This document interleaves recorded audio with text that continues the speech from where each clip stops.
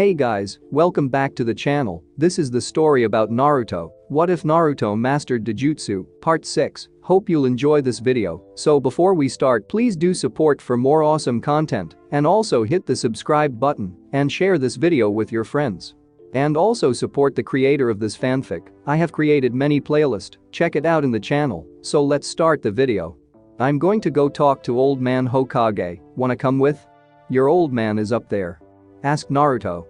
Both brothers declined, but as Naruto moved to leave, a tendril of sand wrapped around his right wrist. I don't know if it's still on, but there is an invasion set for today. You're like a brother to me, and you have been more helpful to me than my father ever has. I'm telling you this now, so that my brother and sister are safe. Any sooner, and all three of us would be detained, stated Gaara, a tiny hint of sadness and regret in his voice. Naruto smiled at his friend. Don't worry, we got a tip a couple of days ago that this might happen. All I ask is that you three run as soon as it starts. Konoha ninja may be nice in times of peace, but there's no telling what will happen when it starts. Naruto took out a scroll and wrote something down, then handed it to Temari. These are the directions to a bunker owned by my family. It's out of the way and only locks from the inside. On your way there, protect as many civilians as you can, ordered Naruto, getting a blush and nod from Temari. No one has ever been this nice to her, let alone cared enough to do something like this. Okay, I'm going to go see the old man. Shino, can you relay a message to your father using your bugs? Asked Naruto. Yes, was his simple response. Naruto mentally chuckled at that, all Aburam were the same. Okay, tell him the commander says that the job of the clan heads and clans is to evacuate and protect the civilians. Their second job is to capture as many sand shinobi as possible without killing them. Understood? Shino just nodded and lowered his head, apparently talking to his bugs. Uzumaki, my father doesn't smell like snakes. Cage box. Naruto appeared next to Toby, back in his Fox Anbu outfit.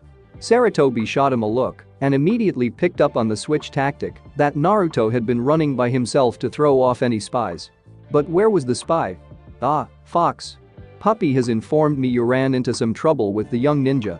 Have you found the source of the disturbance? Asked Toby. He had figured it was nothing, but you could never be too careful. Not yet, sir, but it turns out you were correct. We just received word that they are on their way, should arrive sometime today, stated Naruto in coded speak, allowing the passage of information safely. Good, maybe they will get back to see the final match. He then whispers, who gave you the information? Gaara, he would have told us sooner, but chose not to because he wanted to protect his siblings. Also, he told me his father never smells of snakes. Right now, the Kazekage smells just like Orochimaru, stated Naruto in a whisper, though you could still hear the absolute hatred in his voice as he spoke his name. Toby's eyes widened. Send news to all shinobi, war is on the cusp of breaking out. Naruto, you are the troop leader for this, everything will run through you. You are the best tactical leader the Anbu has ever seen, and I put my full trust in you.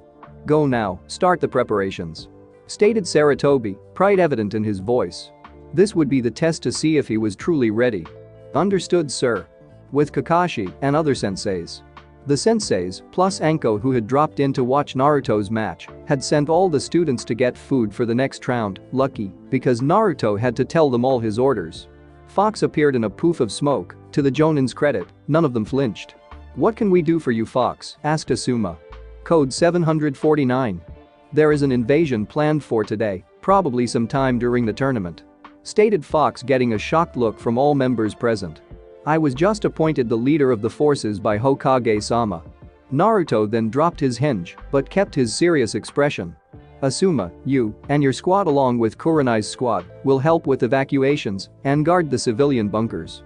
Kakashi, Zabuza, and Guy, you will work as a 3-point barrier squad with your teams, start in the arena and slowly spread out. Kill every enemy you come across.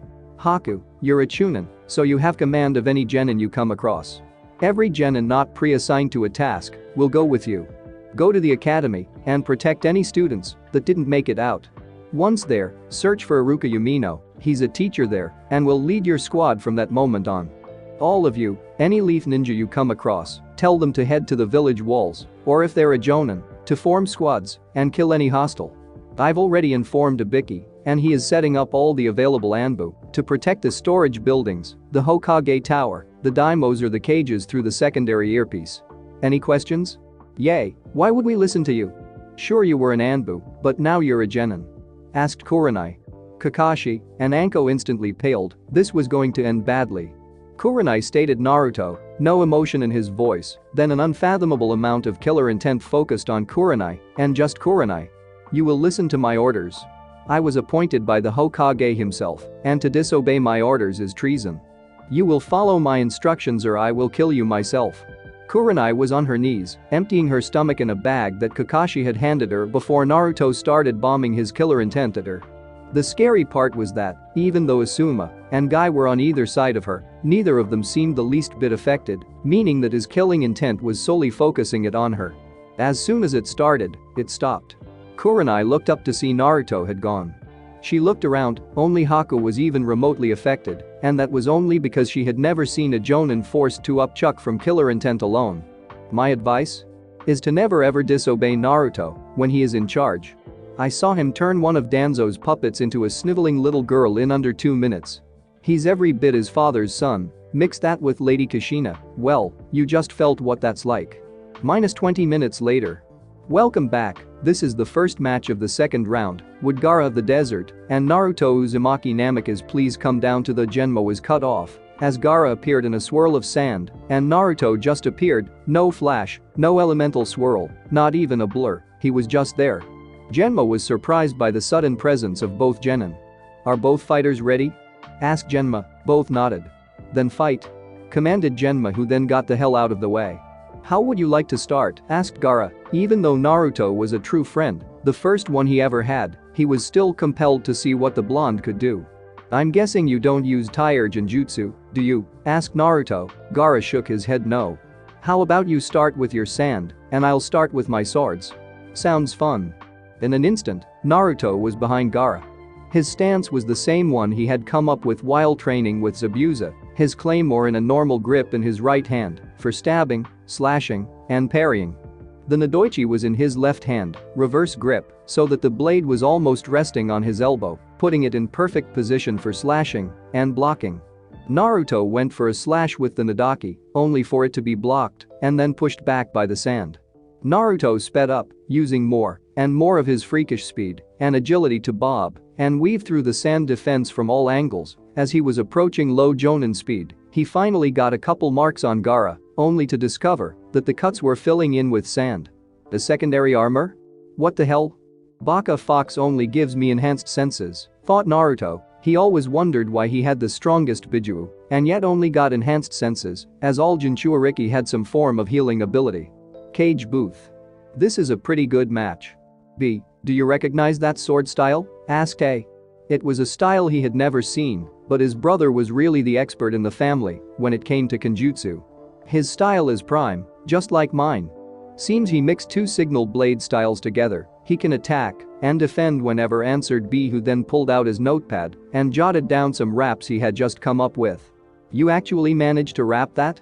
Thank Kami, you must be getting better.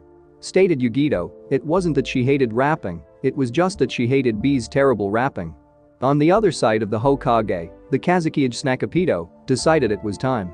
They'll never expect him to transform now, not after that damn brat fixed his seal, though it was because of his new ability to sleep that I could put the slave seal that Sasori taught me in the brat. Slave seal, activate. In the arena. Naruto was just about to charge Gaara for another round of dodge sand when he saw the Sun Ninja's forehead glow with several gold kanji. He recognized two of the three seals right away, the mind control seal and a channel seal that allowed something to pass through something else. Gaara dropped to a knee, holding his head. After about 5 seconds, sand started erupting from his gourd and from the ground, forming around him. In less than a minute, Shukaku was out. Hahaha. I'm free. Hey, I know you. You're the one that sealed me. I'll kill you first, then have my fun. Hahaha, bellowed Shukaku. As he finished transforming, feathers started to fall. The invasion had begun. In moments, the arena was swarming with sauna and sound nin. Naruto saw the genjutsu. He built up a huge amount of chakra, so much so that even Shukaku was looking at him wearily. Kai. shouted Naruto, as a huge wave of chakra erupted from him. It covered the whole stadium and more, releasing everyone captured in the Genjutsu and stunning the One Tail. Naruto used this time to summon the 3 Battletoads and the Toad Elders, who other than knocking over the wall into an empty lot on the south side of the stadium, all fit in the immediate area. "Holy shit, Gaki, you weren't kidding when you told Kichi there would be a war," stated Gamabunta as he looked around. Almost everyone in the stadium stopped to stare at the 3 huge Battletoads, and we were even more shocked to see Naruto, or, as several older ninjas thought, the Yondaime. "What are the orders for Naruto? You know we can't fight well in this cramped space," asked Gamahiro. "One of you will each go to an entrance, kill any sound or sand shinobi you see. Orochimaru is involved in this, so be ready for snakes." "Bunta, the south entrance. Hiro, you take the east. Ken, you get the north. It's the most wide open, so you can afford to be a little clumsy. Go," commanded Naruto. The 3 huge toads nodded and took off, leaving Ma and Pa. "Could you two get to Jiraiya and help him fight? He still needs you two to get to Sage Mode," and neither frog nodded nor left to find Jiraiya. Before Naruto knew what was happening, he was slammed by a huge arm of sand and sent through the wall at the far end of the stadium. "Don't you fucking ignore me, or I'll kill you," shouted Shukaku. He was going to kill him anyway, but he still liked saying it. Naruto crawled out of the hole his body had just made and saw that most of the civilians had been evacuated and the rest were being moved out.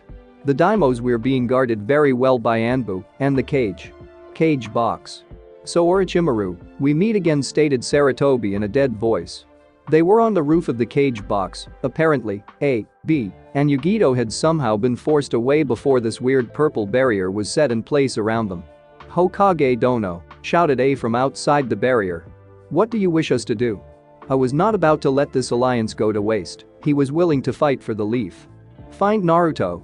He's the leader right now. He will tell you what to do," shouted back at Toby. Orochimaru took this time to attack, only for the god of shinobi to dodge and get his own strike on the snake Sannin. "He's a good Hokage Dono, but can you trust to lead an army?" asked A. He had no problems with Naruto, far from it, but he was only 13. "He is the one I chose. He will be the leader should I fall," shouted back Toby. This gave Orochimaru pause. Surely that old fool didn't name the brat as successor. Oh well, it matters not. By the end of the day, the village will be in ruins and I will be standing tall, thought Orochimaru. That hit A like a ton of bricks. To everyone else listening in, he was just appointing him temporary field general, but A knew what he really meant. "B, Yugito, we have to got to Naruto." Naruto versus Shukaku. Naruto was charging a massive amount of chakra to his blades, wind on the Nadaki to increase his slashing, and lightning on the claymore to help with the stabbing.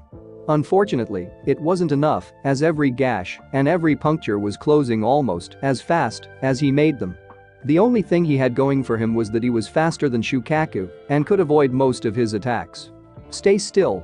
Air bullet," shouted the huge sand demon. Naruto dodged, but the shock wave had thrown him off balance and he was hit by a swipe of sand, sending him flying once again into the wall. "Hahaha. Got him." Naruto tried to stand up but found his right leg was injured. "Shit. I need to go Sage Mode." Shadow Clone Jutsu. Naruto made 2 clones and had them sit in the hole he had made in the side of the stadium. "Go into Sage Mode, the second you activate it, dispel. The second one to make it, dispel in 5 minutes." "Got it," both nodded and sat down inside the hole, a Genjutsu covering them. Naruto emerged and resealed his 2 long blades into his arm. They would do no good here. He reaches to his back and unseals the splash sword. He drops to his stance, leg throbbing in pain, and begins to charge when A appears next to him. "What are your instructions for us, Naruto-sama?" asked A Yugito, and B had to do a double take because A never referred to anyone as Sama, always San, Chan or Dono. "Kill every signal sand and sound ninja you come across. Start around the stadium and fan out," stated Naruto in a very serious voice. The pure commanding presence he held in front of the Kumonins was shocking. All 3 felt like they were listening to their own cage. The 3 nodded and left to fight. During the conversation, one of Naruto's clones had dispelled, giving Naruto Sage Mode. Naruto started channeling chakra to his palm, and soon a Rasengan the size of a beach ball was in his hand. Naruto disappeared from sight, splashing a sword in his right hand, Rasengan in his left. Shukaku had no time to react when the Rasengan plowed into his gut, tearing sand out of it as both it and Naruto passed into the beast's body. Then Naruto swung the splash sword. Shukaku was split in half by the series of large explosions that ripped through his body and fell to pieces just as Naruto's first Sage mode wore off. Thankfully, the second clone sensed this and dispelled itself. Naruto was about to deliver another swing to hopefully put the Biju down for the count when all the sand came rushing back to the center of the arena, reforming a not very pissed off Shukaku. "Oh, you are fucking dead now. No one cuts me in half and lives." "Fuck," was all Naruto said as he began dodging Shukaku, all while forming a new plan. "I have to take out Shukaku and get help from the old man, but how?" Kakashi and group.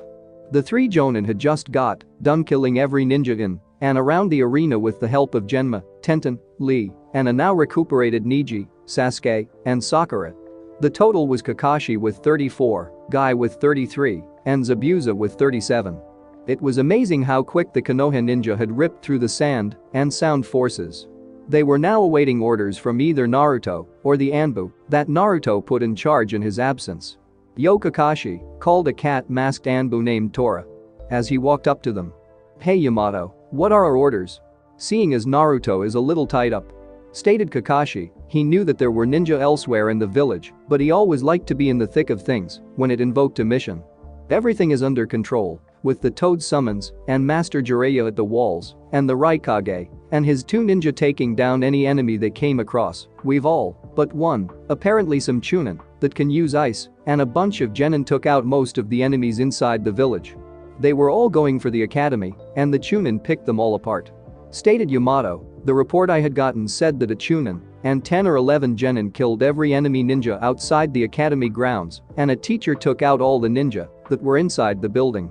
"That's my Haku," both Zabuza and Sasuke said at the same time, getting a laugh from the groups and glare from Zabuza. "Who was the teacher?" asked Ino. She didn't remember any teachers at the academy that were that strong. "The ex-hunter Nin," stated Yamato. He wanted to see if anyone knew who that was, but doubted anyone, but Kakashi knew. "So Iruka still has it, huh? Good to see he hasn't lost a step being a teacher," stated Guy. He had been in a hunter Nin cell that was under Kakashi's command with Iruka. When a capture went bad and his teammate died, he had quit Anbu and went into teaching. "Iruka-sensei was a hunter ninja?" asked Choji, surprised the boring Chunin could be so badass. "Yep, one of our best." "So what do we do?" "No one can get to Lord Hokage, and Naruto is the only one beside Lord Jiraiya that could fight on a level high enough to even keep pace with Naruto. We would all just get in the way," stated Kakashi. Some in the group found that to be a hard pill to swallow, but what they had seen so far of the blonde, it did make sense. "Well, I guess we just wait. The only other thing we could do is try to get into that barrier, though 5 of my men have already died trying. That barrier even protects against the Nara Shadow Jutsu," reported Yamato. He had lost 5 good men trying to get through that damn barrier. "What about that blue ball that Naruto just used? Could that get through?" questioned Sasuke. "Jutsu seemed strong, but why did it seem like he already knew about it?" "I don't know, the Rasengan is powerful, but Naruto and Jiraiya were the only ones who can use it, and I'm pretty sure only Naruto can use it to that level of power." Toby vs Arachipedo. Toby was currently fighting the first and second Hokage, who had been revived by a jutsu the second himself invented. Thankfully, the Ito Tensei is an earth-style jutsu. Naruto had taught him a fairly useful lightning jutsu, known as lightning style, shockwave jutsu, which would basically short-circuit the nervous system. He had just landed a hit on the head of the second Hokage and managed to dislodge the seal Orochimaru used to turn them into mindless zombies, allowing the second to talk, but he was still under Orochimaru's control. Sarutobarama, the Nidaime Hokage, said, "The only way to beat this jutsu is to either seal the soul or let it come to peace with what it regrets most." Toby ducked a kick from the first and a punch from the second, both still under control of Orochimaru. "I don't have anything to seal you in, and I'd rather not resort to using Minato's jutsu." "What is it you regret most?" asked Toby. "The fact that I never got to meet my son, grandson, and now my great-grandson," answered Nidaime as he shot a blast of water at Toby. "I didn't know you had a son. Do you know their names? Or even what they look like?" asked Toby. Tobirama turned his head and looked at the young blonde fighting the one tail. It seems fighting Biju runs in the family first me and Hashirama, then my grandson, and now my great-grandson, quite the family I have. Toby's eyes widened, surely he couldn't mean Naruto? Minato and Naruto are your descendants? Yep, and apparently it's the family curse that the father never gets to meet his son, stated Tobirama in a broken tone. Though it was true, he had never met his son. His son never met Minato, and Minato only spent a couple of hours with Naruto. Tell me, Saru. Who was his mother? Was it someone from the Namikaze clan? I know his grandmother was, but I could never figure out who his mother was.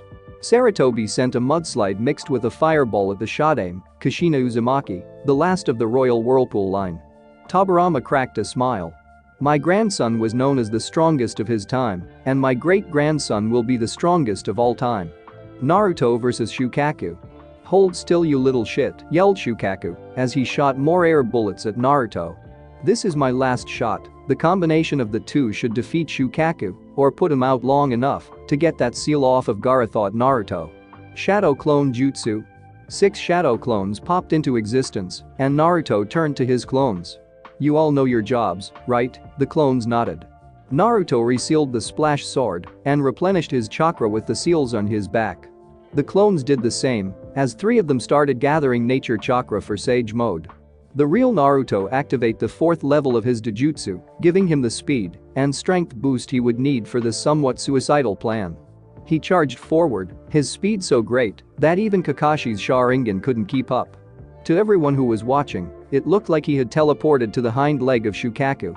Naruto grabbed the foot of the great beast and in one ungodly show of raw power, threw the one tail 50 feet in the air. Kakashi and friends. Oh my god, was all Kurenai could muster. Both hers and Asuma's groups had just gotten back after securing the bunkers when the Anba relieved them. They came back here. So powerful is that really Naruto? Questioned Ino. After all, it's not every day you get to see a Biju get tossed like a stuffed animal 50 feet into the air. Raikage and group. Good lord, so fast, so powerful was what A was whispering to himself as he watched Naruto move at speeds that could match his lightning release armor at full power, then watched as the blonde actually threw a tailed beast like a rag doll. Yo bro, did you see that throw? Cage booth. The fighting had stopped when they saw Naruto throw Shukaku straight up into the air like a toy. Toby was shocked and silent. In all his years of combat, he had never seen anything like this. Tobirama was grinning from ear to ear. His great-grandson threw a Biju, and it was still going higher, to the point that it actually blocked out the sun. What the hell is he? Yelled Orochimaru. He could not possibly be more pissed off than he was now. A genin was beating a Biju. His Biju. Back with Naruto. Now, yelled the original Naruto. The clones nodded. The first clone, who was charging a Rasengan-like ball in his hands, was thrown up to the same height that Shukaku was currently at. Rasen Cannonball, shouted the clone as it fired the beach-sized, lightning-infused Rasengan at the beast. The jutsu lodged about 10 feet deep in the demon's gut, then it exploded in a wave of lightning bolts, shorting out Shukaku, who had let out an horrible scream. Now, shouted the real Naruto again, and again a clone was thrown in the air. This clone had a wind-infused Rasengan that looked like a giant spinning shuriken that gave off a horrible continuous bell-like noise. The clone hit its apex and then whipped the huge jutsu at the Biju Rasen shuriken. It ripped into Shukaku, cutting it almost in half. Then it exploded. Almost all of Shukaku instantly disintegrated, a grain of sand showered to the ground, only its giant head was left intact. Though Shukaku was now only a head, he was still screaming, "You little shit. I'll kill you yet. Go fuck yourself, you little cock." The real Naruto and one of his clones jumped up and latched onto what used to be Shukaku's neck. Both shouted Uzumaki style. Atomic power bomb. Both Narutos used every ounce of strength to launch the head of Shukaku into the ground below, where it had disintegrated on impact, leaving only Gaara in a huge pile of sand. One of the clones rushed to Gaara and slapped a demon suppression seal on his forehead. While still in mid-air, Naruto's clone threw him towards the barrier. "Now," he shouted, as the last clone launched another Rasen shuriken, this one at the side of a barrier that held Orochimaru. "Old man. Get back, as far as you can. Cage box. Full power to the shield," shouted Orochimaru. He didn't know what the fuck that was, but it had bad news written all over it. "Saru, if you survive this, teach that boy Ito Tensei and have him summon me and Hashirama.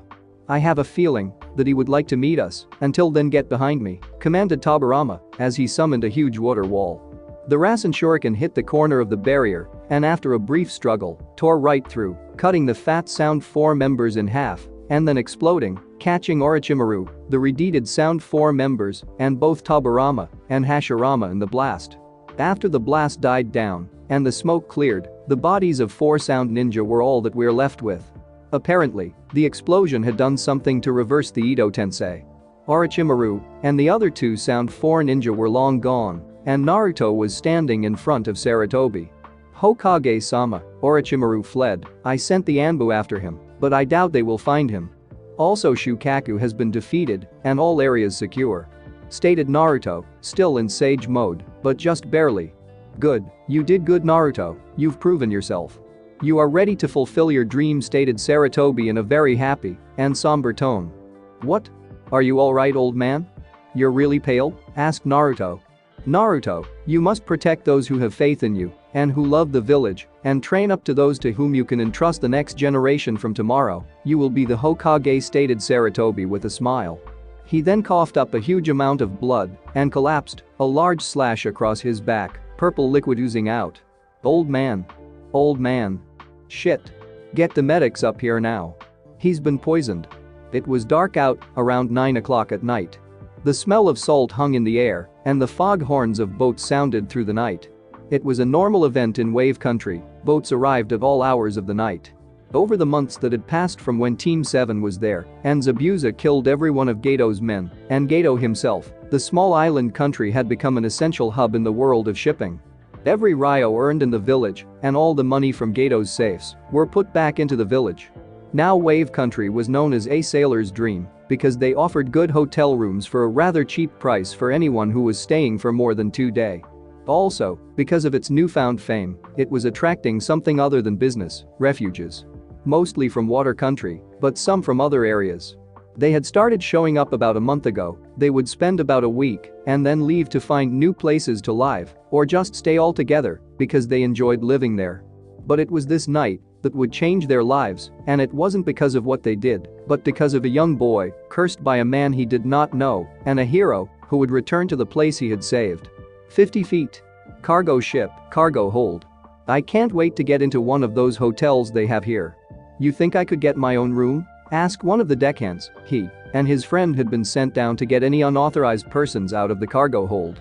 "I don't know, this is my first time on a wave. Hopefully they got good food, I'm starved." The deckhand cut himself off. Then rushed to a small figure who was face down in the corner. "Hey, you alright?" The second deckhand tried to flip him over, but a wisp of purple burned his hand before he made contact. "Chakra?" The next day. "How is he doing?" asked Kakashi, who was currently sitting in the lobby of the hospital, reading his always trusty book. "He just woke up, the doctors are running some tests now, but they said he will be alright with some rest," answered Jiraiya, who was watching the television in the corner. Seems that one of the things that survived the invasion were the cameras recording the Chunin matches. Right now they are showing the end of Naruto's match versus Neji. Uzumaki style, power bomb. "Did you teach him that?" asked Kakashi. "Nah, he found a bunch of scrolls when we went to the whirlpool. Apparently, that was his grandfather's personal technique," answered Zabuza, who had just got back from checking on Haku.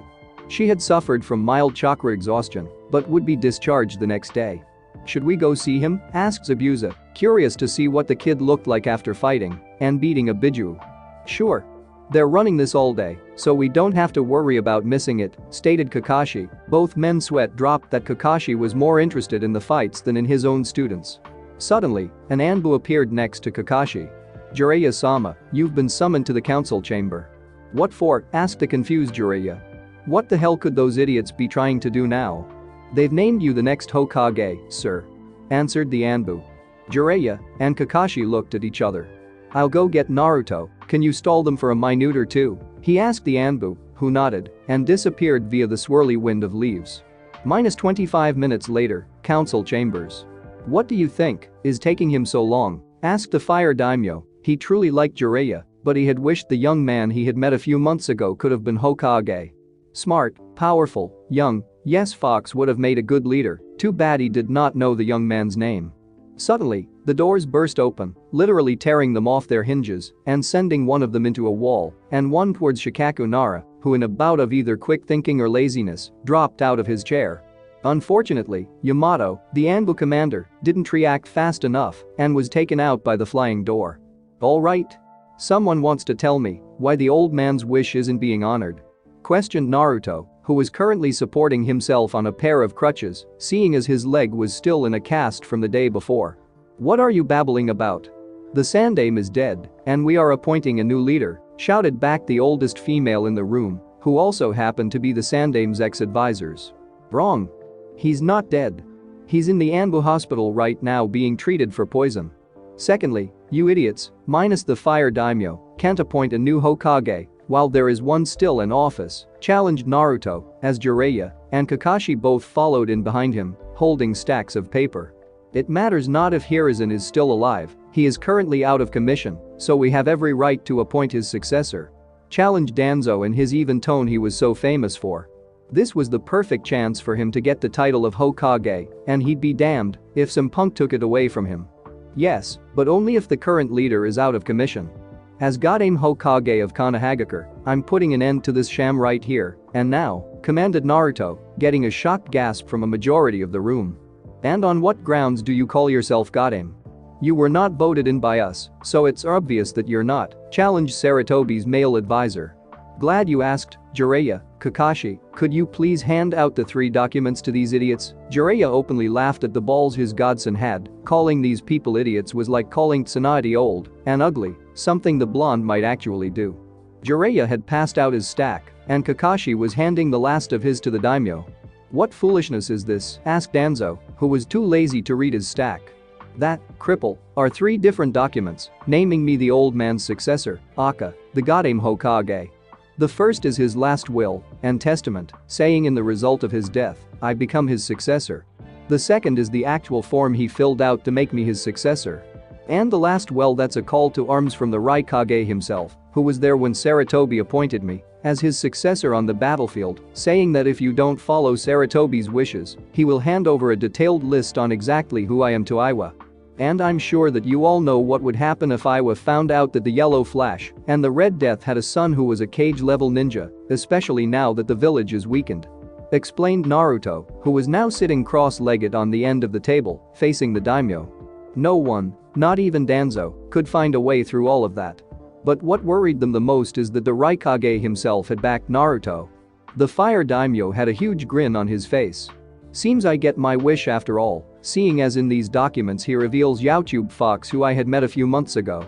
How have you been, Naruto-kun, or should I say, Naruto-sama, laughed the Fire Lord. It wasn't public knowledge, but the Fire Daimyo was actually one of the smartest men in the Fire Nation. Yes, it is nice to see you again, Lord Daimyo, though I'm sorry you had to waste your time in this pointless meeting.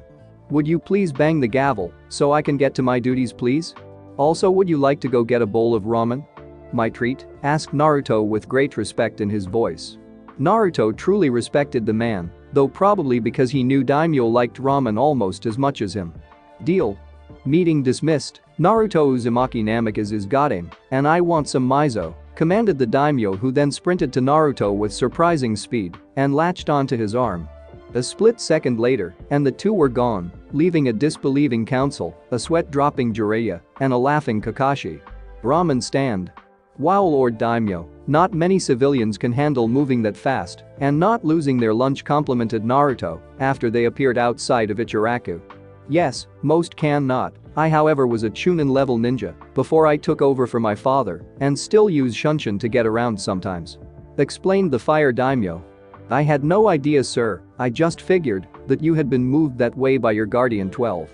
Stated Naruto as he pulled the stool out for the older man. Well, that Asuma sure found it fun, but he usually just did it to anger me. And please, call me Tasuki. Next day. Naruto was sitting in what was now his office, though he hadn't removed any of the Sandaime's personal effects or added any of his own. He had been up all night, using his clones to read every battle report and then every personal file for his ninja. He had finished everyone up through T and was about to move on to U. Naruto had still not been announced as Godaime, both because of the moronic council members still trying to fight it and because he wanted to wait until the old man recovered enough to be the one to announce him. Which was slowly going out the window because the medics just couldn't completely cure the poison or the spinal damage. Which was the reason for his current meeting. Naruto, there is only one person who can save Sarutobi-sensei's life. I'm requesting permission to go and retrieve Tsunade Senju. Stated Jiraiya. Usually he would just go, however, in times of war, even the Sannin had to follow protocol. I'll do you one better. I'm going with you. Stated Naruto, getting a shocked look from Jiraiya and Kakashi, who was there for moral support. He didn't want to work today, so Naruto had him run interference at the door. How? You can leave your post, and besides, why would you want to? Asked Jiraiya. Why would the blonde want to go? I want to go for 3 reasons. 1. She won't come back unless I bring her back myself, and 2. I'm heading to Wave Country tonight so I can meet with Tazuna about some construction help.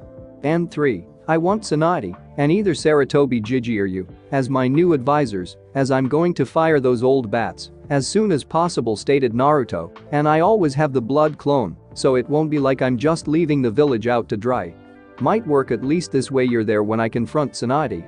With you there, at least I'll have a good reason to drag her back to the village. Explained Jiraiya, who then got a perverted grin on his face, most likely thinking about Tsunade's massive. Knock knock. Kakashi, go see who's at the door. If it's someone from the council, you have my order to bitch slap them. Ordered by Naruto, getting a sweat drop from Jiraiya and a giggle of glee from Kakashi. Kakashi got up from the couch and walked to the door, only to slump as he saw who was on the other side of the door. It's Yamato. Can I still bitch slap him? Asked Kakashi, only to be drilled in the thigh with a paperweight, giving him one of the worst Charlie horses he ever had. Lord Hokage, this message just came from Wave. Stated Yamato as he snuck in the door, stepping over the crumbled Kakashi who was writhing on the floor. Huh, that's weird, I was going to go there tonight. What's the message? Asked Naruto, who then recoiled from a clone's memories that had killed itself to get away from the paperwork. The message says that a young boy had been found on a cargo ship in not responsive condition and says he had some sort of whitish-purple chakra around his torso that seemed to be guarding him. They asked if we could send a medic and they personally requested that you come as well. Stated Yamato. Naruto looked to Jiraiya after he heard purple chakra. Both had the same thought. Curse mark. Did they say where the ship came from? Asked Naruto. They did not. Though they did, as you come quickly, as they are still unresponsive, stated Yamato. Also they say they have several refugees from Water Country living in their village and were wondering what to do about it. Seeing as there's no injuries listed and both seem to have ties to the ninja world, I doubt it's anything but chakra exhaustion. You may go to Yamato, send me one of the barrier squads in about 15 minutes, find Zabuza and Haku, and tell them to get here as soon as possible. Pervy Sage, get ready to leave in 30 minutes. I still have to make the blood clone. Be sure to bring your best sealing equipment, if anything. I'm beating that poor kid with a curse mark, stated Naruto, who then sliced his left palm open and started running through hand signs. Forbidden art, blood clone jutsu. The blood coming out of Naruto's hand quickly mixed with chakra and formed an exact replica of Naruto. You know what to do. Naruto said to the clone, who nodded and made his own group of shadow clones and sat down in Naruto's chair. Kakashi, your mission while I'm gone is to keep anyone not on the pre-approved list out of my office. You will be working with Kurenai and Asuma as they are on their way right now. You can work out the rotation, but make sure it's done. I'll leave a toad here, so if anything vital happens, you can get it to me without problems, stated Naruto. Kakashi gave a mock salute and sat back down on the couch reading his book. So what are we going to use as a cover so you can leave? Asked Jiraiya. Simple, we're going to retrieve Tsunade and we're coming back with the new Hokage. Hidden base. Orochimaru was mad. No, he was pissed, even more pissed than when Minato was appointed as Yondaime. Why do you ask? Well, there are several reasons. The first was that he had lost all of the sound 2 from the brat and 2 from getting Kabuto out of the village. The second was that the Namikaze brat was now powerful enough to go toe-to-toe with him and might actually win. After all, he was the first person to ever truly defeat a Bidjuu without having to seal it. Third, his spies in the village reported that the old man was still somehow alive thanks to the same Namikaze brat. And finally, he couldn't use any damn chakra. Tell me again, Kabuto, why is it that I can't use my chakra yet can still move? Questioned Orochimaru, anger clear in his voice. Well, the diagnostic jutsu says that your chakra network has suffered cellular damage and is no longer supplying chakra to anything but your organs and strangely your eyes. Stated Kabuto. I know that, you idiot. Tell me why this is happening and how the hell can I have cellular damage to my chakra network, demanded Orochimaru. The sample I took from you and Tataya show that the cells are literally torn apart. The only thing that I found other than that was a trace amount of wind chakra. When would both of you get hit by a jutsu? Asked Kabuto. He had never seen a jutsu that did such complete damage, he wasn't even sure he could heal it. That flying disc the brat used. Oh, I'm going to kill that little bastard the next time I see him. But for now, I need my old teammate. She is the only one who could repair this damage. But just in case she can't prepare the two subjects, if she can't fix me, I'll have to move to a new body sooner than I thought. Commanded Orochimaru. Yes sir, which two would you like? Kamimuro is still terminal, and all the others in this base are less than perfect. Asked Kabuto. Any two will work, just make sure they're the strongest we have, after all, soon I shall have an Uchiha body. Somewhere in Earth Country. Kisame and Itachi were walking back to one of the bases after capturing a bounty and searching for one of Kisame's Jinchuriki, the Yonbi, aka the four-tailed monkey. Kisame had two, because Zetsu was just a spy, wasn't truly powerful enough to capture a Biju. So what do you think? He's wide open? I could take him. Stated Kisame. No, Leader Sama has stated that we are not to capture until ordered. Besides, Zetsu just got here. Stated Itachi. Amazingly, Zetsu then popped out of the ground. Konoha was attacked during the Chunin exams, stated the white half. Orochimaru and the sand, though it seems that the sand was tricked, stated the black half. What of the Jinchuricus? Both the 1 and 9 tails were in the exam, were they not? Asked Kisame. Yes, that's why I'm here. It seems that the 9 tails is rapidly growing more and more powerful. Stated the white half. He defeated Shukaku and killed 2 of Orochimaru's finest before driving the snake himself off. Stated the black half, with a grin, he disliked the snake Sannin. So the one-tailed kid can transform? He must be getting powerful. Stated Kisame. No, there was some sort of seal on him that partially released Shukaku. The 9 tails kid actually defeated a nearly full power, if not full power Biju, stated the black half. How? Shukaku wasn't an idiot like the 3 tails. How could a man beat a Biju? Asked Itachi, who had to struggle to keep the pride out of his voice, as he was indeed very proud of his little brother figure. If only you were strong enough to be Hokage Naruto, maybe I could finally come home. He thought. It was awe-inspiring. The kid actually threw the full-sized one tail about 50 feet into the air, stated the white half.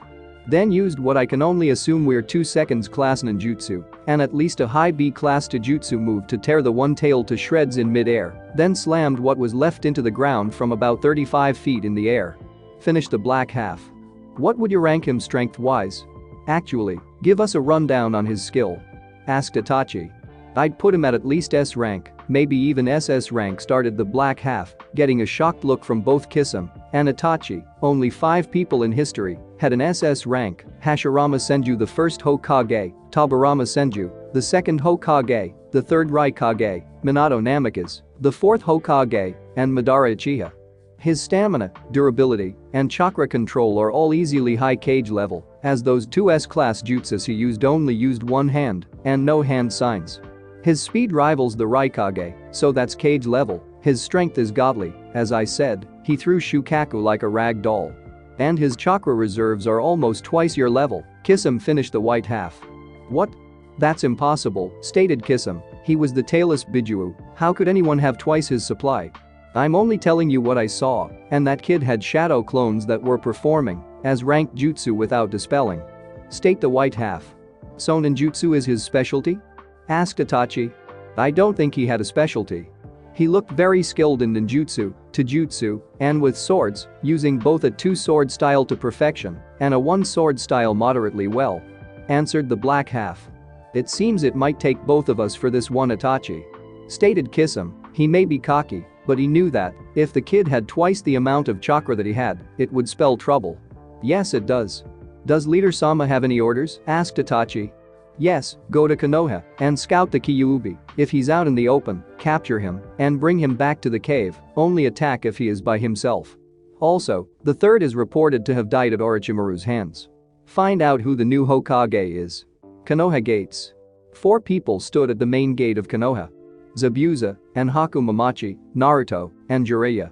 All ready to handle the mission they were assigned. Okay, Zabuza, Haku. Your mission once we get to Wave is to track down all the refugees there and list them. I want to know the clan name or the Kekkei Genkai. If they have neither, write down if they are ninja or not. Explained Naruto, getting a nod from both. Pervy Sage, you're with me at all times unless ordered otherwise. Let's get moving, I'd like to get there before sunset, which gives us 3 hours. Gates of Suna. The Sand siblings had just made it back to Suna, Naruto had given them an escort to the border, and Gaara took them the rest of the way with his dessert suspension technique. Feels good to be home, what do you think, Gaara? Asked Temari. Yes, now that my father is gone, maybe I can finally have a more normal life. I wonder when we will see Naruto next, questioned Gaara, though he was looking for a reaction from his sister more than anything. Hopefully soon, added Temari, a light blush on her face. So you do like him? I knew it, yelled Kankuro. Gaara silently laughed, he really did love his family. The 3 made their way into the village, only to be stopped by a Jonin. Gaara-sama, you are to report to the council immediately. Unknown base. The lone, crippled man sat upon a not-so-modest throne in an almost completely dark room, save 2 lone lamps that cast a warm yet dull glow. In front of the crippled one-eyed man was a ninja who could be considered the perfect ninja, cold, ruthless, truly emotionless. Now if only the kid could get a little more tan. 42, what have you found? Asked the one-eyed crippled man. The Kyuubi vessel has left the village with Jiraiya the Sannin, a very strong Chunin named Haku Mamachi, and her father, Zabuza Mamachi. We don't have the power to kill him, sir. And he's proven he's almost immune to even the highest level Genjutsu. Only an Uchiha could possibly cast a Genjutsu on him, only Itachi. Stated the root member. Danzo had to think about that.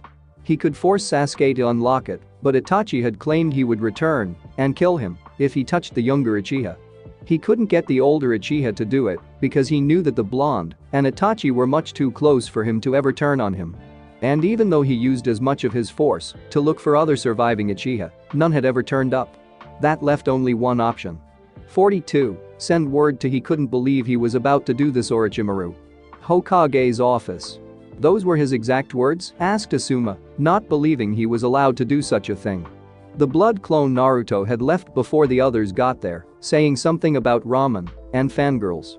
Yay, he said, and I quote, any council member or other adult that tries to get in my office, you are to bitch slap until they leave. Believe me, that's what he said. If you don't believe me, look outside the door. Stated Kakashi. Kurenai got up to look, seeing, as she just couldn't believe anyone wise and strong enough to be voted the next Hokage would allow his ninja to bitch slap the council members. As she opened the door, she saw a piece of paper taped to the door that said, all who try to enter this room will be bitch slapped, you have been warned. Asuma, he's not kidding. There's a written warning and everything. Stated Kurenai as she closed the door and took her seat. She then looked at the 4 pictures on the right side of the room. He really does look like him, doesn't he? Who? Naruto? Yay, he has his father's looks, his mother's personality, and both of their skills. Is it just me, or does Minato-sensei look like Nidaime-sama? Stated Kakashi. Why do you like that boy so much, Kakashi? You act like he's your own son. Stated Kurenai with noticeable disdain in her voice. Oh, first tell me why you don't like Naruto. Because if anything, there's one reason for you not to like him, and you sure as hell don't know it. Stated Kakashi with force and anger in his voice. This caught Kurenai off guard. She turned to her not-so-secret boyfriend, but found the same look of disdain for her in his eyes, as well. You too, what do you know about why I don't like him? Ever since he was an academy student, he's been making a fool of everyone. As a genin he pulled the same tricks and got away with it, then he nearly kills Kiba in the Chunin exams, and then he had nerve to tell me I was a useless teacher and a shitty leader. So yay, I dislike him. Why do you like him at all? Questioned Kurenai. Kakashi got up, pulled a blank scroll out of a pile on the desk, wrote something down, and called Gamakichi. Could you come here please? Suddenly, a small red toad jumped off of the Hokage chair and landed in front of Kakashi. Hey Kakashi. Need me to bring something to them? Asked Kichi. Yes please, it's not urgent, but I would like an answer soon. If you do it in 5 minutes, I'll give you a candy. Stated Kakashi, who pulled a small toffee out of his pouch. "You got it," said Gamakichi, who then turned away. "What do we need Jiraiya-sama for? He left on a mission this morning with Naruto, Haku, and Zabuza?" asked Kurenai, who then went wide-eyed. "That pervert is the goddamn." No was all that Kakashi said. Asuma was just staying quiet. He didn't know what Kakashi was going to do, and he knew that Kakashi picked up a mischievous side from being around Naruto all the time. Suddenly Gamakichi popped back into existence behind Kakashi and handed him a scroll. He said, "You could do it, but to make sure that no one but you three see it." "Oh. And he updated it last night." "Alright, here's your candy," said Kakashi as he threw the toffee over his shoulder and headed towards a file cabinet on the right side of the windows. Kakashi pulled out a very thick folder, put it on the desk, and pumped some chakra into the seal on the cover, effectively unlocking it. Kakashi opened the folder, which was more like a binder, to the first page and handed it to Kurenai. "Go ahead and read up on this person you don't like and tell me if he's qualified to call you a bad leader or not," stated Kakashi, who sat back down and started up on his own reading. Naruto Uzumaki Namikaze. Parents: Minato Namikaze and Kushina Uzumaki.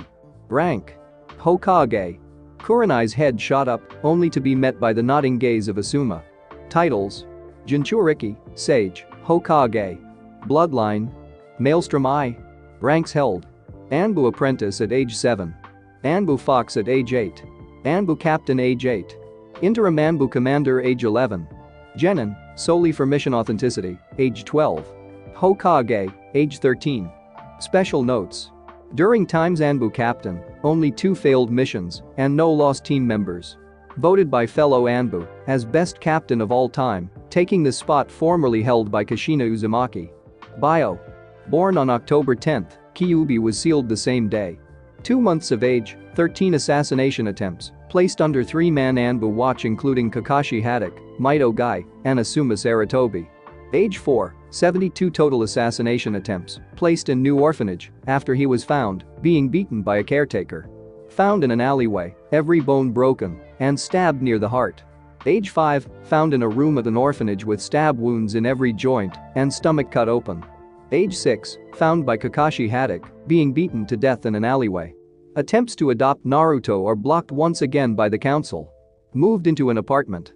Started secret training with several classified Anbu members. Naruto found being raped and tortured by 4 members of Uchiha clan. Will attend counseling until mentally fit to return to Anbu training. Age 7, made Anbu apprentice, working under Kakashi Haddock and Itachi Uchiha. Found in home, had killed 6 civilians, 4 genin, 3 chunin, and 1 jonin that had broken in with intent to kill, sent to live in Anbu headquarters for 2 months. Age 8, promoted to full-time Anbu, strengths in stealth, speed, and chakra capacity place him in Ambush Division Team 1, under Kakashi Haddock. Kakashi moved to commander, recommended Naruto as replacement, and Itachi was promoted instead. Itachi kills the clan and becomes missing nin. Naruto becomes the new captain 1 week before 9th birthday. 9 years old. Naruto officially takes over the team, first 10 missions are successful. 10 years old. Naruto has only had 1 failed mission in the 32 taken so far, when given a new recruit, who turned out to be a root agent assigned to kill Naruto. Naruto killed the imposter, but failed the mission due to lack of troops. Age 11.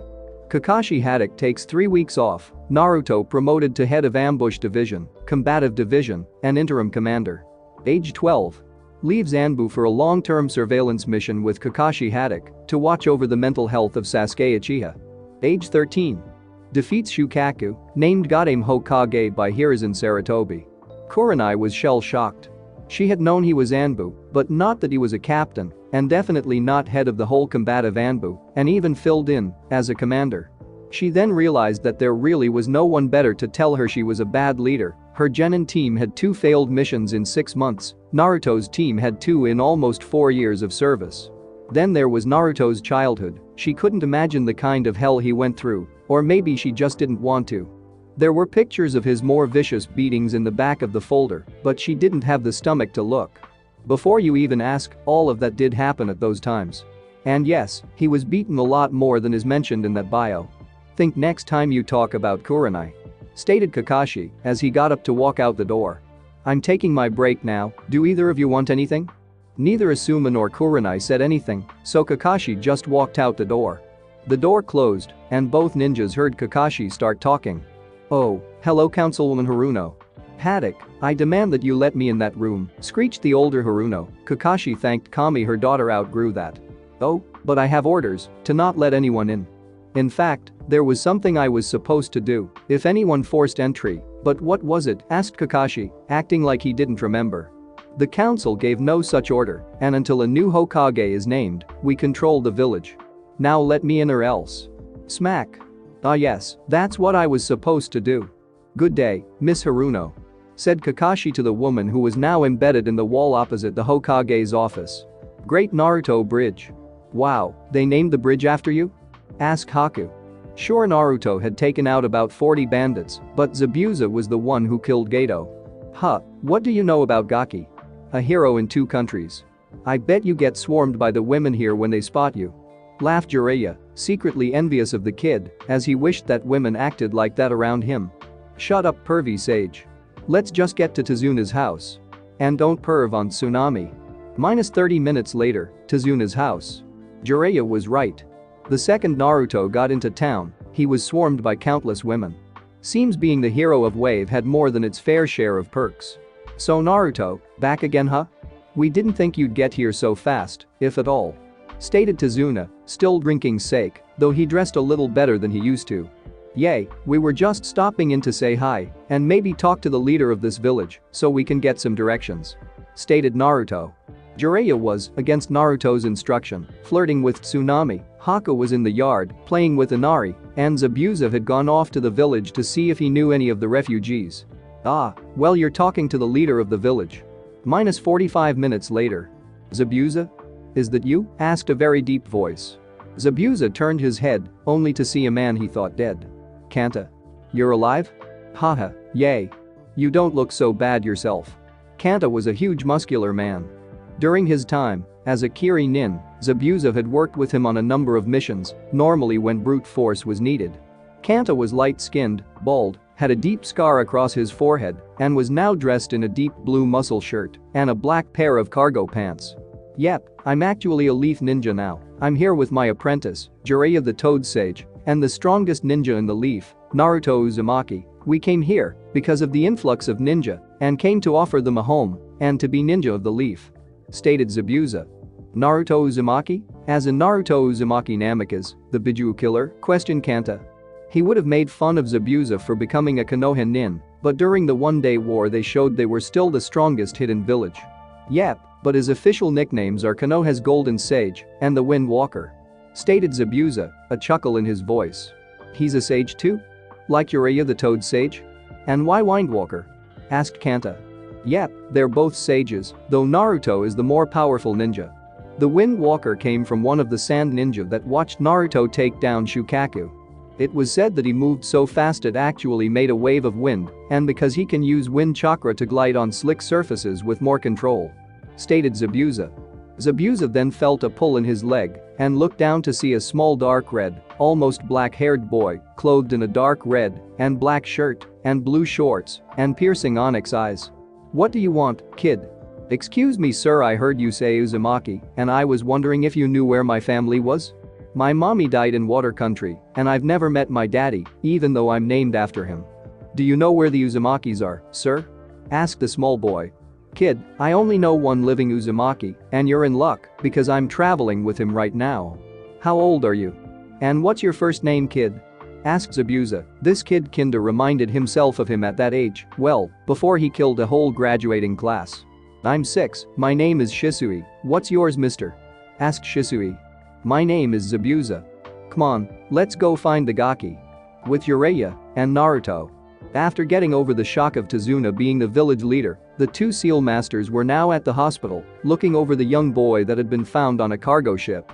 "Have you found any curse marks yet?" asked Naruto. They had been at it for 5 minutes, but couldn't figure out why the kid was out cold or find a curse mark.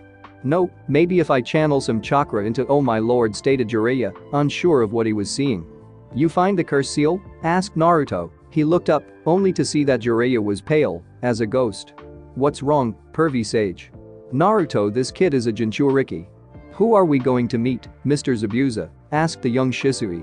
"His name is Naruto, he's a Uzumaki like you," though he has blonde hair, not the Uzumaki red. Stated Zabuza, the kid was really growing on him, and he didn't truly know why. Is he strong like you? Mommy told me, before she died about a man named Zabuza, he was really strong. Mommy said he was the strongest in the village until his daughter died. Is that you, mister? Asked Shisui. Yay, that's me, kid. Do you remember your mother's name? Maybe I knew her? This was when Zabuza noticed it. The way the kid moves, he's had ninja training. He moves like a genin, and he gets close to me without me noticing. He can't be her son. Can he? Mommy's name was Kamiro, at least I think it was. I haven't seen mommy in almost a year. Said Shisui sadly.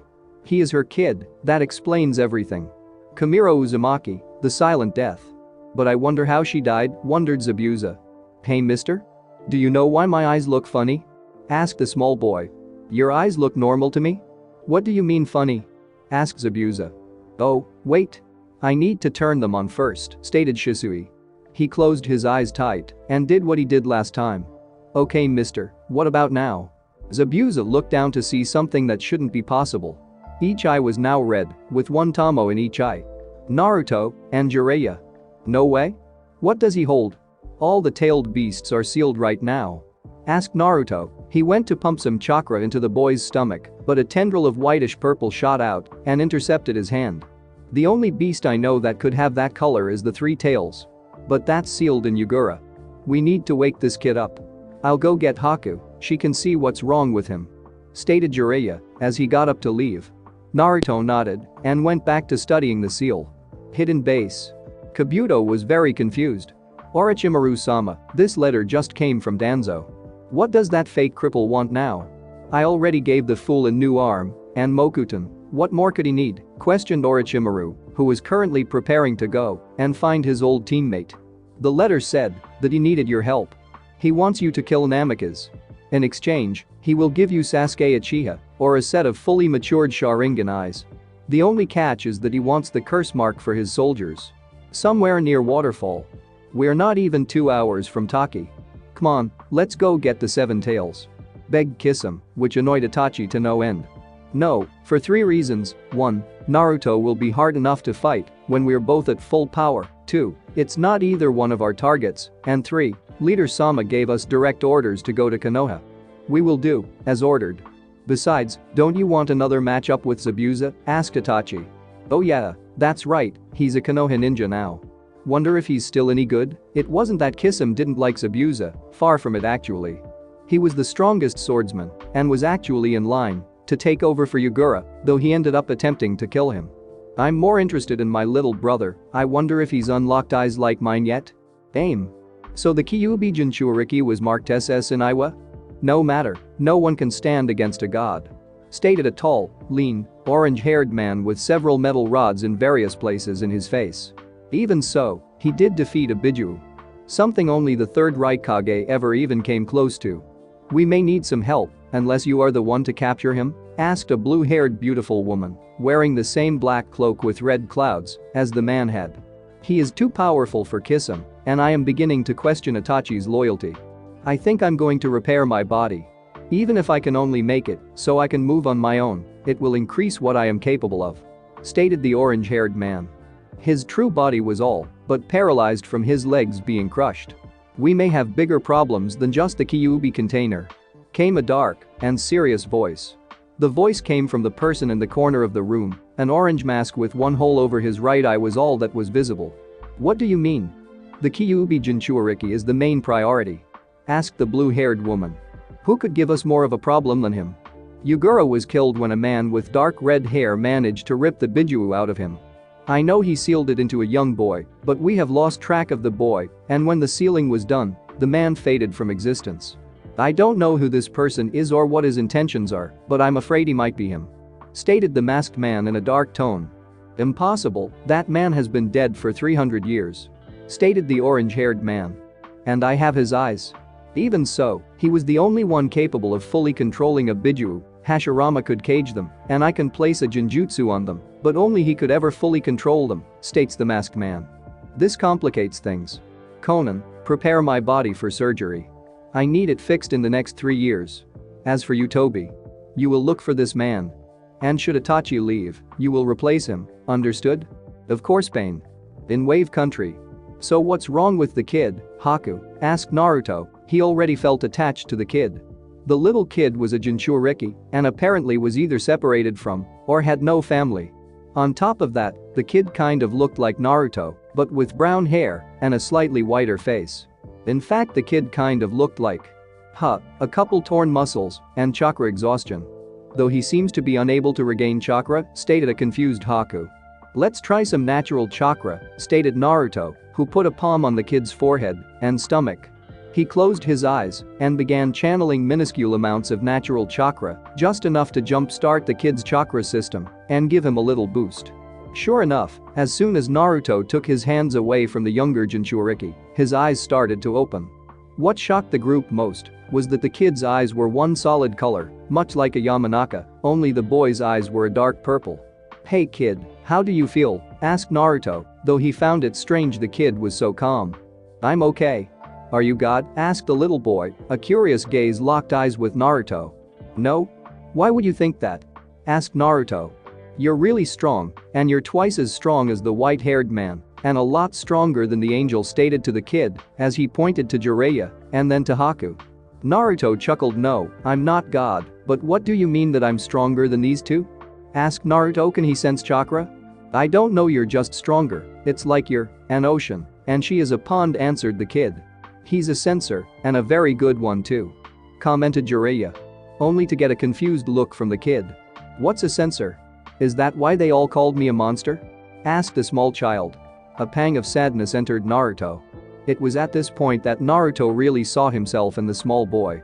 The kid was wearing a tattered blue shirt and a pair of blue shorts, just like Naruto did at that age. No, a sensor is someone who can tell where someone is and how much chakra they have. Me and Jiraiya are also sensors, as we have trained with nature chakra. And trust me kid, you're not a monster. I've met plenty before. You're what ninjas call a Jinchuriki, someone who has had a tailed beast sealed into them, though we don't know which one yet. Answered Naruto. But if I have a beast inside me, why aren't you afraid of me? Like all the others, the small boy asked. That's why they made me leave my home. Kid Haku is the daughter of a man named Zabuza, who killed a whole school full of kids when he was 10. Jiraiya is a seal master and a very powerful ninja, and I am the strongest of my village, and Naruto lifts up his shirt and shows the seal his stomach. I'm just like you, and I'm sure I have a stronger beast in me. The little kid's eyes grew big. How many of us are there? If I have one, and you have one, then there's probably more, right? Yay, there is? I know several of them. The one that holds the one tail is a guy my age, his name is Gaara. The two tails is a woman, about 5 years older than me, her name is Yugito. The next one I know is the 8 tails host, his name is Killer Bee, and the 9 tails host, me, my name is Naruto. My name is Azumi. Where's the turtle? Asked Azumi. What turtle? Asked Jiraiya. The one that was talking to me before you three came. He was big and purple and white, he only had one eye, but he was really nice, explained Azumi, the child in him finally showing through. All three Konoha ninja cracked a smile at this until Jiraiya realized what that meant. Naruto, it's the Sanbi. I know, but if he's already talking to his tenant, then he can develop a good relationship like me and Kyuubi do. Explained Naruto. Azumi, you know that big turtle? The nice one? Yeah? What's wrong? Did that Sanbi person you were talking about take him? Asked the child, slightly panicking. No, in fact, that big turtle is Sanbi. He's the beast sealed inside of you. It's good that you talked to him, but what did he say? Asked Naruto. He said that I had to watch out for a man with spiky black hair and a red eye, and that when I become a ninja, to seek him out again. Do I really get to become a ninja? Questioned Azumi. Naruto just chuckled and messed up the already messy brown hair on the boy's head. If you want, you can come with us, and I'll make sure you become just like us. But I have to warn you, it's going to be a lot of hard work. Yay! Then I can be just like you, cheered the young boy. More than you know kid, more than you know. Laughed Jiraiya. -3 hours later, outside Tazuna's home. Mr. Zabuza, where's the people you were talking about, and how come we're outside Mr. Tazuna's house? Asked Shisui. Well Gaki, hopefully we're here, and we're here because Tazuna is letting us stay here while we're in town. Said Zabuza as he opened the door and motioned Shisui to walk in. Shisui walked into the house, only to be swept up into a huge by Tsunami. He's so cute. Just like the other one, squealed Tsunami, making the occupants of the room sweat drop. I thought she had outgrown that, stated Tazuna. I'm just glad it isn't me this time. Deadpanned Inari. Hey Zabuza, who's the kid? You didn't steal him, did you? Asked Naruto, though he found it odd that the kid had red hair, even if it was almost black. You go first, who's the kid you got with you? Asked Zabuza. Naruto was about to speak when the kid took the situation into his own hands. My name is Izumi. What's yours? Asked the small child that was sitting next to Jiraiya on the couch. I'm Shisui, stated Shisui, equally enthusiastic. Though this makes Naruto switch his gaze from the small child to Zabuza. Zabuza, why don't we go outside for a bit? Asked Naruto, though Zabuza knew it was more of a command. Outside? Naruto shot Zabuza a look that told Zabuza to explain, and so, not ever wanting a pissed-off Naruto after him, he did. I was looking through the village for any refugees that I might know.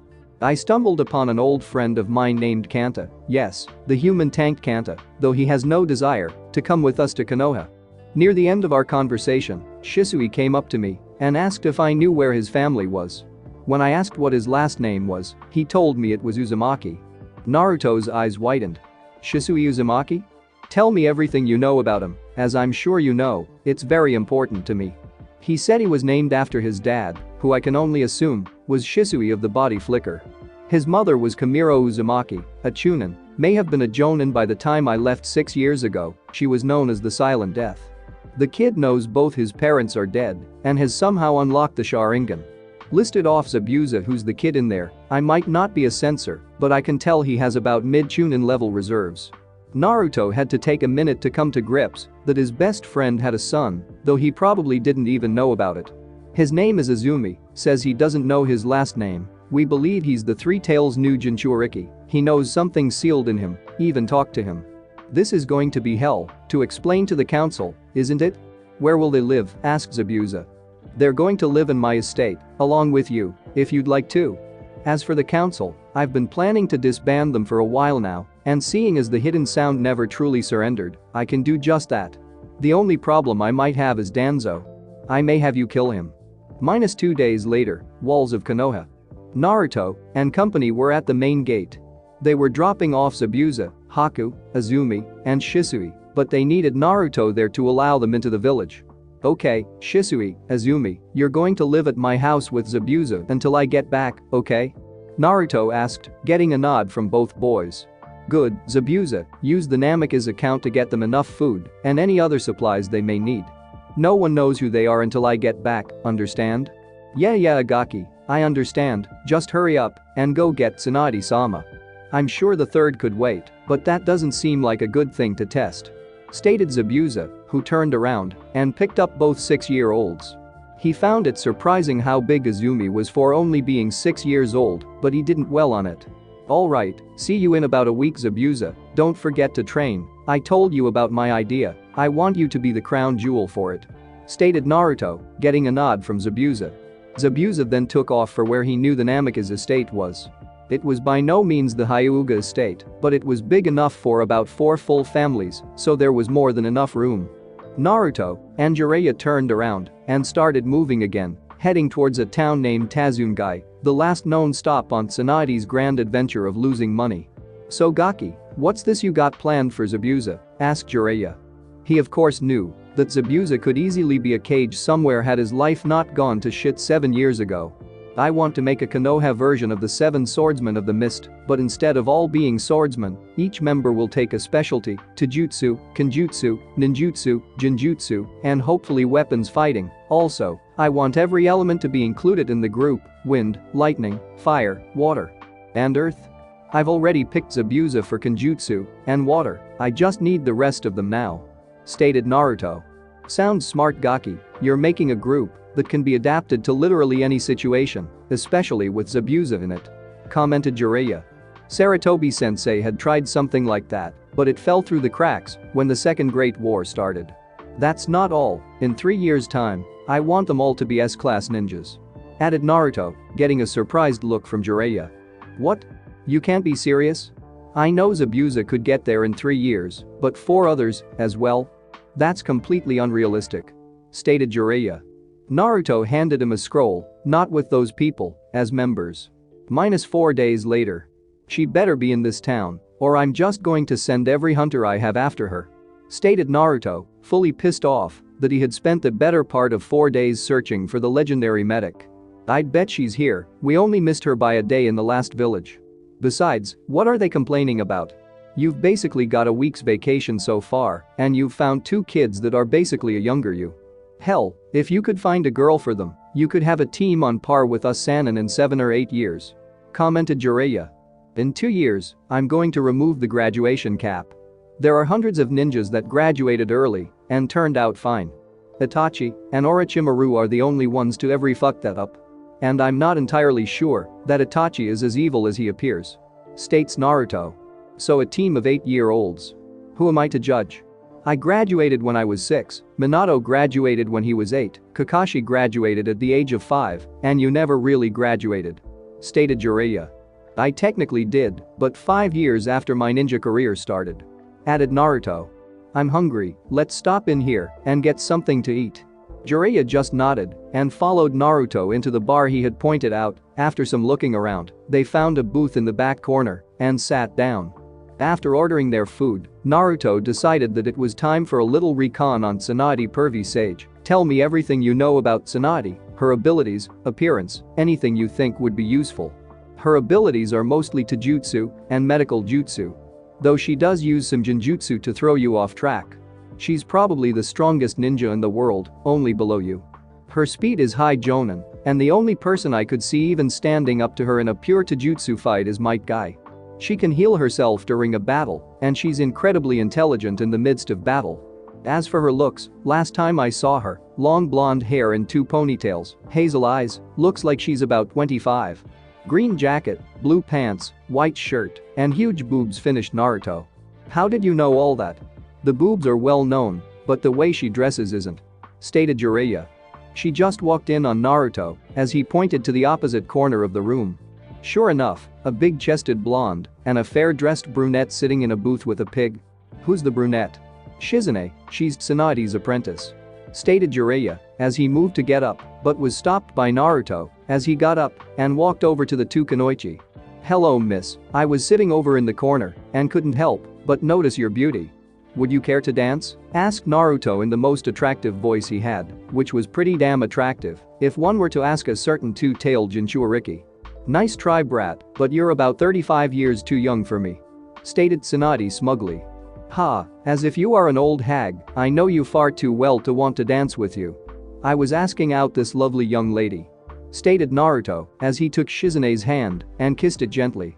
"What did you say, brat?" questioned Tsunade. "No man ever talked to her like that." Well, Jiraiya had after her, and Dan got engaged, but he was right to do it. "You heard me. Why would I dance with a 47-year-old hag who followed a traitor, was proposed to by a man 1,000 times better than you deserve, and not even a week later, you were engaged to a man you knew for at the most 6 days?" questioned Naruto. The whole bar was silent for once, completely immobilized by the killing intent rolling off of Tsunade, though Naruto seemed to be completely affected by it, probably because he was unaffected by it. "You want to take this outside brat? I'd love to see if you could back up that big mouth of yours," threatened Tsunade. On the outside she was pissed off, but on the inside, she was hurt deeply. Only 3 people knew that Jiraiya had proposed to her that night 21 years ago, and it still hurt that she was dumb enough to reject him. "Fine by me, but I'll warn you now, you're no match for me." Outside, Naruto stood across from Tsunade, his jacket and vest removed, and his gravity and muscle seals released. Jiraiya was watching from a rooftop not far from the 2, praying that Naruto didn't kill Tsunade. "Any last words, brat?" questioned Tsunade. She was already tipsy, but seemed to handle it well. "Yep, when I win, you will do as I say," stated Naruto. "Now I'm pissed, I'm going to kill you brat, and I'm going to do it with 1 finger," Tsunade claimed as she rushed forward. Naruto was surprised that a battle-hardened shinobi like Tsunade would be so hasty. Then again, to her, Naruto was just a kid. Tsunade sent a finger flick at Naruto's forehead, only for him to dodge it, pick her up by the throat, and slam her into the ground, causing an earthquake-like rumble to pass through the whole city. All this was done in less than a second. You can get up now, that was your freebie, next time, you won't even know what hit you. Stated Naruto. Shizune was in complete shock. Even if Tsunade was drunk, the 13-year-old kid just won a head-to-head with Tsunade. Tsunade dragged herself off the ground, questioning if she had a broken rib or two. Tell me, Gaki? You're a Jonin, aren't you? No, the truth is, I'm the Goddamn Hokage, and I'm here to bring you back to the village to heal Hiruzen Sarutobi and head the medical program, stated Naruto. Tsunade busted out laughing. Hokage? Don't make me laugh, kid, you're good, I'll give you that, but there's no way you're Hokage. Tsunade once again rushed him, though this time much more carefully. The kid was fast, but she was a Sannin. She wound up a huge punch and sent it towards his face, only for it to be caught by the palm of Naruto's left hand. Tsunade was stunned for one of her punches to be blocked by some punk kid. It was impossible. Tsunade was taken out of her thoughts by a whirring sound not 3 inches from her face. She looked up to find a swirling ball of white and blue chakra in Naruto's right hand. Why couldn't I become Hokage? Because Dan and Nawaki couldn't do it? Questioned Naruto. Jiraiya, Shizune, and Tsunade all froze. Or maybe because your precious Orochimaru-kun couldn't do it either? Because my father was a better shinobi and a much better man. Hell, Jiraiya had a better shot at being Hokage, at least he wasn't a psychopath that experimented on children. No, the real reason you refuse to believe it is because somewhere in your heart you know it's true, and you just can't trust your heart anymore. Naruto started to walk away, but turned back around to look Tsunade dead in the eye. You two will be at the northern gate at sunrise, or you will both become S-class missing nin. And I have tracking seals on both of you. Shizune, should she run, you are free to come with us, there's no need for her to ruin another life. And with that, he was gone. Minus 15 minutes later, with Jiraiya and Naruto. That was harsh, Gaki, I hope you know that. Stated Jiraiya, though he was slightly thankful for the kid saying that he never had the balls to.